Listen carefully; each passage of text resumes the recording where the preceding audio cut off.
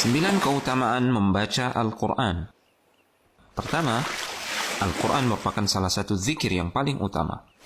Rasulullah SAW pernah bersabda, "Amma ba'du, fa inna khairal hadithi kitabullah."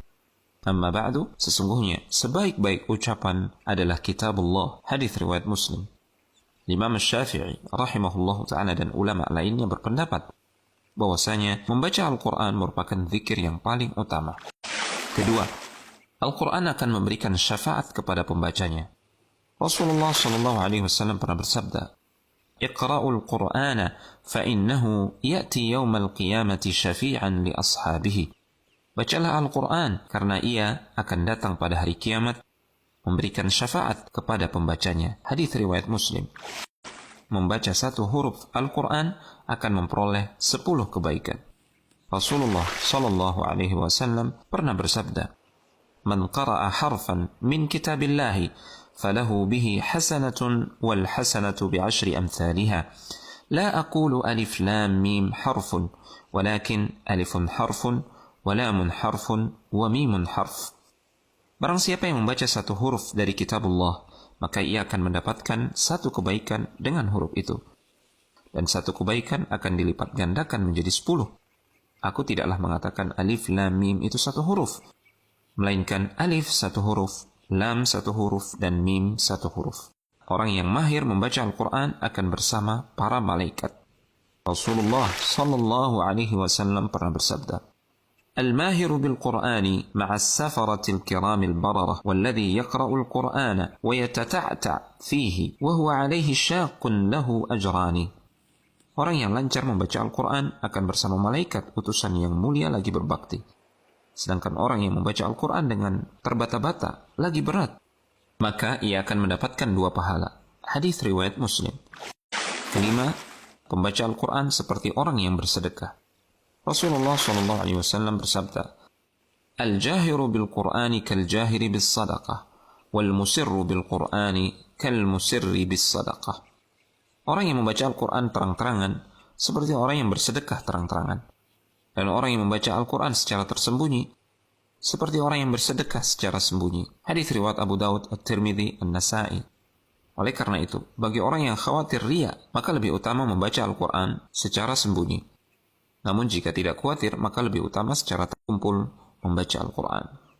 Rasulullah SAW bersabda, "Man ijtama'a qaumun fi baitin min buyutillah يتلون كتاب الله ويتدارسونه بينهم إلا نزلت عليهم السكينة وغشيتهم الرحمة وحفتهم الملائكة وذكرهم الله في من عنده." Tidaklah berkumpul suatu kaum di salah satu rumah Allah Subhanahu wa ta'ala, mereka membaca kitab Allah dan mempelajarinya, melainkan akan turun ketentraman kepada mereka. Mereka akan diliputi oleh rahmat, dikelilingi oleh para malaikat, dan Allah akan menyebut mereka di hadapan makhluk di sisinya. Hadis riwayat Muslim. Ketujuh, membaca Al-Quran diibaratkan seperti buah utrujah yang luarnya wangi dan dalamnya manis. Rasulullah SAW bersabda, "Mathalul mu'mini alladhi yaqra'ul Qur'an kamathalil utrujah, rihuha tayyibun wa ta'amuha tayyib. Wa mathalul mu'mini alladhi la yaqra'ul Qur'an kamathalit tamrah, la riha laha wa ta'amuha حلو. ومثل المنافق الذي يقرأ القرآن مثل الريحانة ريحها طيب وطعمها مر. ومثل المنافق الذي لا يقرأ القرآن كمثل الحنظلة ليس لها ريح وطعمها مر. البخاري. Perumpamaan orang mukmin yang membaca Al-Quran adalah seperti buah utrujah, aromanya wangi dan rasanya enak. Orang mukmin yang tidak membaca Al-Quran adalah seperti buah kurma, tidak ada wanginya tetapi rasanya manis. Orang munafik yang membaca Al-Quran adalah seperti tumbuhan raihanah, kemangi, aromanya wangi tapi rasanya pahit. Sedangkan orang munafik yang tidak membaca Al-Quran adalah seperti tumbuhan handhalah, tidak ada wanginya dan rasanya pahit. Hadis riwayat Al-Bukhari. Baca 1 atau 2 ayat Al-Quran lebih baik daripada memperoleh 1 atau 2 ekor unta yang besar. Rasulullah SAW pernah bersabda kepada para sahabat, "Ayyukum yuhibbu an yaghduwa kulla yawmin ila buthana aw ila al-aqiq fayati minhu binaqataini kawmawaini fi ghairi ithm wala qat'i rahim."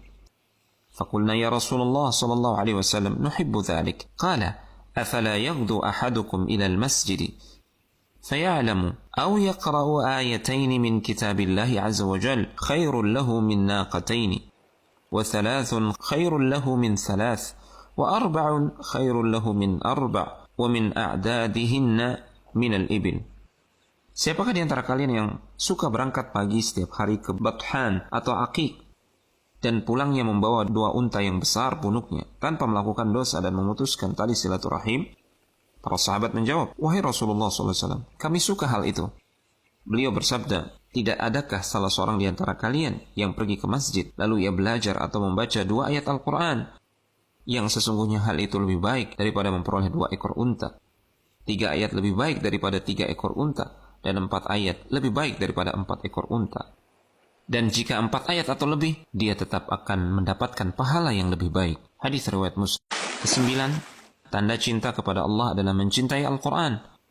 Ibnu Mas'ud radhiyallahu ta'ala anhu pernah berkata, barang siapa yang ingin dicintai oleh Allah subhanahu wa ta'ala dan Rasulnya, maka perhatikanlah. Jika ia mencintai Al-Quran, berarti ia mencintai Allah dan Rasulnya. Hadis riwayat At-Tabrani. Utsman bin Affan radhiyallahu ta'ala anhu pernah berkata, kalau sekiranya hati kita bersih, tentu kita tidak akan pernah bosan membaca kitabullah. Semoga Allah subhanahu wa ta'ala menganugerahkan kepada kita kecintaan untuk membaca Al-Quran dan mempelajarinya, serta mengamalkan kandungannya.